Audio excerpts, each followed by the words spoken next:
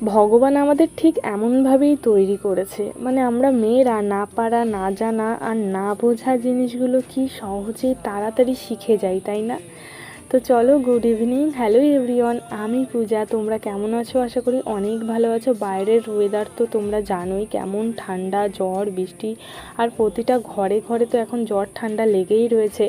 আমার ঘরেও একটা মানুষ আছে যার কিনা কালকের থেকে বড্ড জ্বর, তার জন্য এখন পাস্তাটা নিয়ে যাচ্ছি। দেখো, আজকে সন্ধেবেলা দোকানে যেতে পারিনি, বাড়িতেই রয়েছে। একেবারে ক্যামেরার সামনে আসতে প্রস্তুত না, জোর করে তার কাছ থেকে অ্যান্সারটা নিয়েছি যে কেমন হয়েছে তুমি কিন্তু উত্তর দিতে হবে। আর ইনার কী কারণে রাগ হয়েছে সেটা বোঝার আমি মানে খুব চেষ্টা করছি যে কেন রাগ হয়েছে। আমাকে দেখে বুঝতে পারছো যে কিছু একটা হয়েছে, মানে আমার প্রচণ্ড মাথা যন্ত্রণা করছে, কিন্তু ঘরের কাজগুলো তো করতেই হবে। তো তারপরে একটু মাথায় জল দিতে হয়েছিল আর ভিডিওটা কন্টিনিউ করতে পারিনি। দেখা হচ্ছে খুব তাড়াতাড়ি, টাটা।